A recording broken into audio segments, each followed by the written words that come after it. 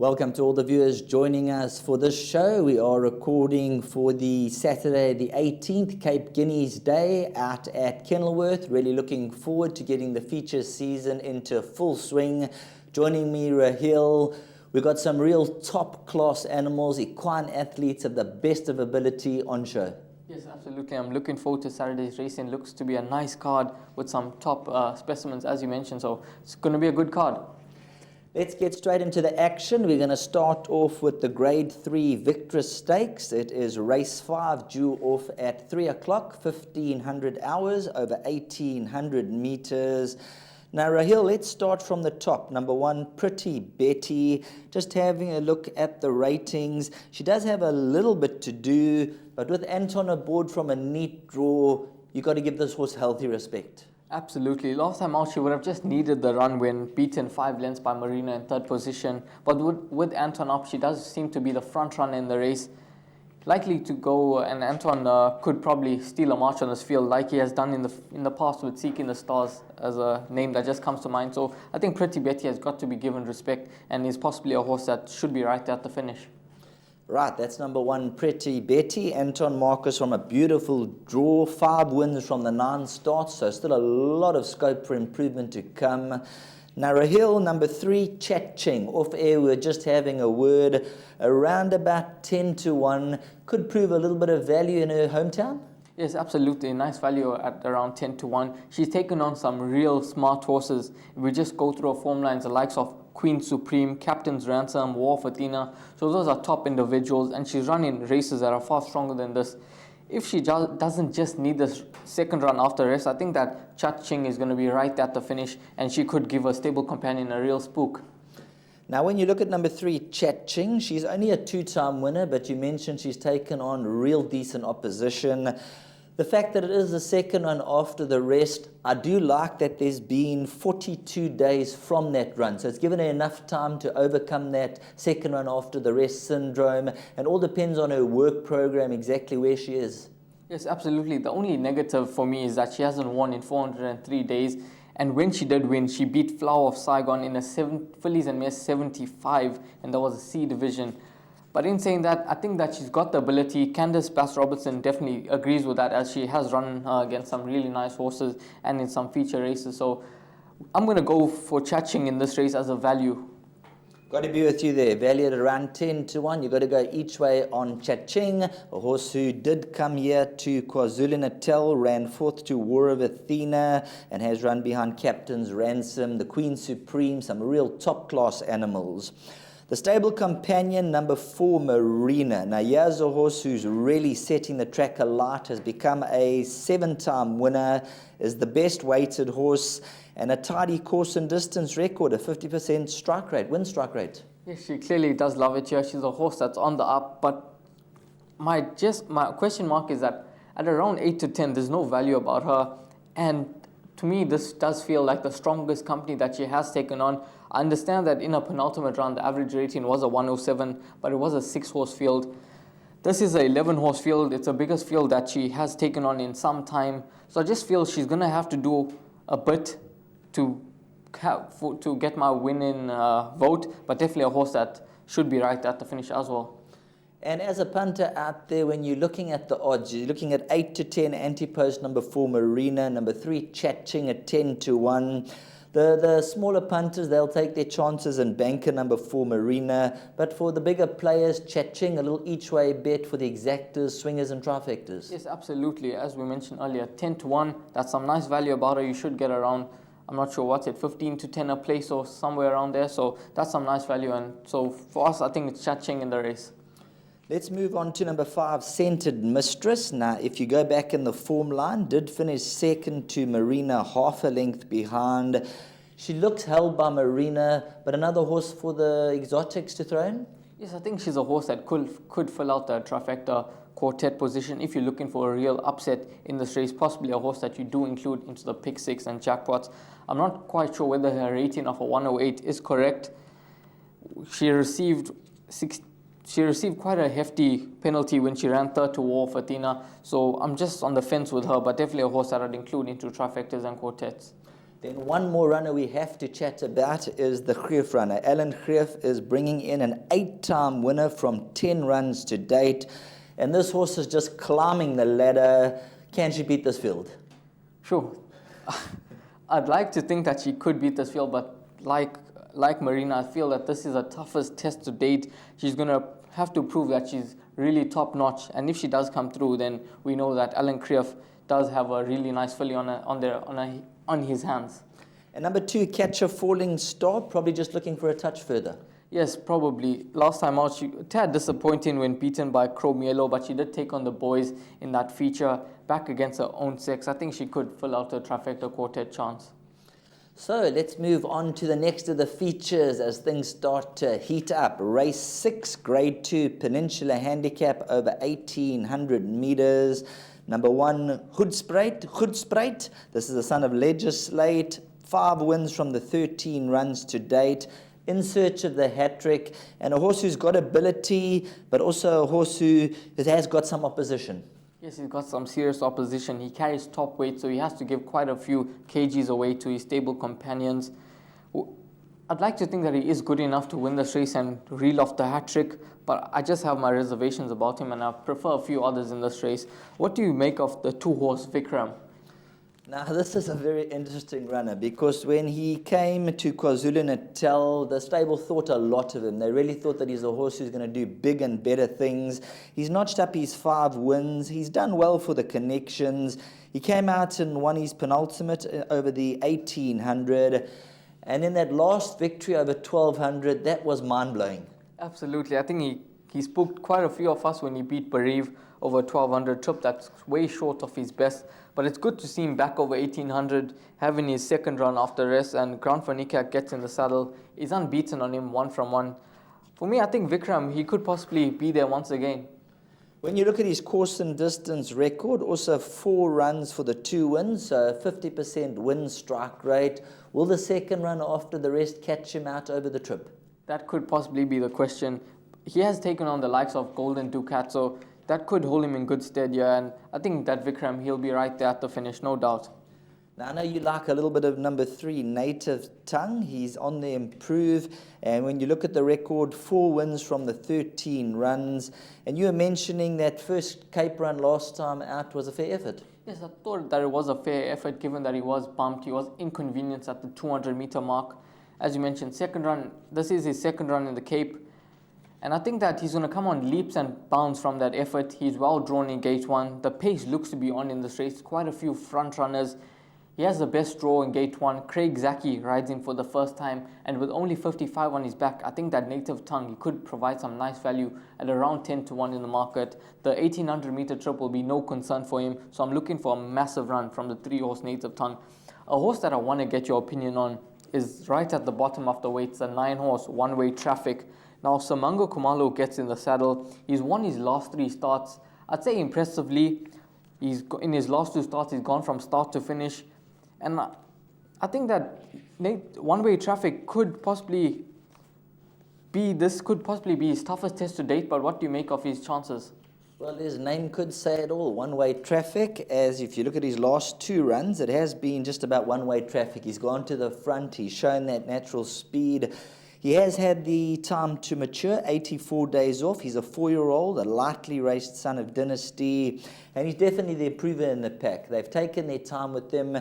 And Justin Snaith, you know, when he sets up some of these horses, he gives them that little bit of extra time. This is a definite runner. You mentioned the lightweight, Samanga Kamalo. The speed will be on, so if he goes to the front, he might be able to lead them a merry dance. If something goes a little bit quicker, he can just slot in second or third. And when Samanga Kamalo says, come on, boy, put your ears back, let's chase them, or if they're chasing him, he's going to give 120%. Absolutely, I agree with you on that, Sheldon. Is there any other horse in this race that you feel could challenge for that winning berth?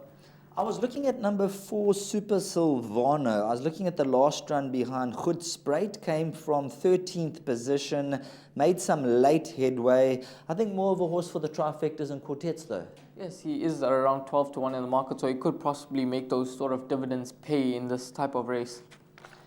That is there. Look at that race as we move on to the headliner. This is the big one. All the punters, they'll be glued to their screens for the Cape Guineas, Grade 1 over 1,600 meters. And just having a quick look at the honours rolls, horses like Horse Chestnut have come through to win. There's been top opposition when you look at this race. So when you look at JPEG, Horse Chestnut, William Longsword, a host of top horses who've gone on to do brilliant things. And I think this is obviously the race of the day, and I'm really looking forward to it. Yes, like you, I'm looking forward to this race. As you mentioned, probably the race on the day. And I think we're going to find a few smart swords come out of this race and go on to bigger and better things. Now let's kick off with number 1, Waterbury Lane. It's over 1,600 meters. The Cape Guineas Grade 1 due off at 16:10. Now, when you look at the tail of the tape, a number of the horses, they're coming there, they've come to Cape Town or have gone to Cape Town, they've had their 2 runs there, they've warmed up nicely. So a lot of them have got similar preps coming into this race. Waterbury Lane, he went to the Cape and he won both races, taking on older opposition. For me, the only question mark is the 1,600. What do you make of the 16? Because he's won over 1,200 and 1,400. I think in this type of lineup, it could stretch him quite a bit. But in saying that, he's been impressive in both his starts in the Cape. You can't fault him on his form. Grand Pur gets in the ride. We saw last year Grand Pur did win with Russian Rock, the unfancied of the Dean Canamere runners. Waterbury Lane, around 11-2 in the market. He could be right at the finish, but I just prefer a few others to him. There you have it. You always think there's a preference for one of the horses, and we are going to be in the camp of number 4, Cosmic Highway, with Keegan DeMello. Looks to be the stable elect, but as you heard last year, Russian Rock, the team of Grant Burr and Dean Canamere, they could cause the upset. Waterbury Lane, let's see how he goes. Number 2, Good Traveller. He's a Grade 1 winner, and just looking at his form, he did beat Waterbury Lane, and looking at the 1,600 meters, he has won over the mile. Yes, the distance would be no concern for him. He's a horse that I think could be right at the finish. I've followed him during the KZN season, and he done me well. But in the Cape, he hasn't seemed to set the tracks alight. He's had 2 runs. He's improved in both those runs. He finished 6th on his first start and then 3rd last time out. I think Pomp and Power, Grant Van Niekerk rode a smart race on him that day. I think Good Traveller, more for a place chance than a winning one for me. You're talking about Pomp and Power, Samaga Kamolo. The draw there could be a bit of a negative. Let's have a look. He did beat Cosmic Highway last time out, but we believe the tables will be turned this time around. Yes, absolutely. As you mentioned, the draw is a negative. Quite a few horses that like to go up handy. He's a horse, all 4 of his career victories have come when he's been in handy positions. And from draw 14, Samango Kumalo is going to have to use him up quite a bit to get into a handy position. So a horse that I just keep an eye on this time out and maybe follow him next time out with a better draw and in slightly weaker company. Now let's get on to number 4, Cosmic Highway. He's the son of Gimme the Green Light. He's from the Dean Canamere outfit. They're no strangers to winning these type of races, the big feature races. And look at his prep. He went to Cape Town. He's gone back there. He finished 3rd to Seeking the Stars. The average rating was a 109. He then ran 2nd after that. He's the type of horse that he's going to be very, very alive. And the Seeking the Stars run, I think that stands out. Yes, absolutely. He was the only 3-year-old in the Matchroom Stakes in his penultimate run. Yes, he was in receipt of weight from Seeking the Stars, but we know that Seeking the Stars did go on and win the Greenpoint Stakes, beating Rainbow Bridge and Linebacker. So Seeking the Stars is no mug, and he's definitely a good horse. Cosmic Highway, last time out, he just left a little bit too much to do for himself. He was the fastest to finish that race. And I think with the pace being on in this race, it's going to suit him. From an 11 draw, Keegan DeMello will just be able to slot him in nicely, get him settled, and Cosmic Highway is going to be doing his best work at the finish. And I thought at around 5-1, that's an excellent price. Now, when I mentioned these horses, they've had similar preps. A number of them have had 2 runs going in, so it'll be their peak fitness run. Cosmic Highway at this stage is drawn at 11. They'll give him a bit of a chance. Hopefully the pace will be decent. And when it comes down to that final furlong, you'll see Cosmic Highway looking to clear the runway. Absolutely. He'll be flying home at the business end, and hopefully he could get the job done for us. Number 5, Trip of Fortune, a horse who's gone 4 in a row. He's climbing the ladder. His latest victories over the 1400-meter trip. Another runner will be having his 3rd run after the rest. And if you look at his last run, the form lines have worked out quite well. Yes, it has worked out nicely in his penultimate run. He beat Russian Rock, who did win this He did win the Cape Guineas last year. And now, to me, Trip of Fortune is the biggest danger to Cosmic Highway. He has done nothing wrong in his 5 starts to date. He's won 4 of his 5 starts. And he's been impressive in the way that he's been winning. The 1600-meter trip should be no concern for him. And I think Trip of Fortune is going to be right there at the finish. But if you do like Trip of Fortune, I think that you got to respect the 7-horse Zapatilis. There was nothing to choose between them last time out. Zapatilis was just run out of it late. What do you make of his chances? Do you think he'll see out the 1600-meter trip, or do you think he'll be found wanting? I think he's a horse with maturity in that he'll see out the distance and that, obviously depending on the pace. The hotter the tempo is, if they go a Cape Crawl, which I don't think they're going to go a Cape Crawl, I think they're going to make him stretch and they're going to do the stretching. And from the draw, he's going to have to either jump and commit early, which he could use up a little bit of petrol early on.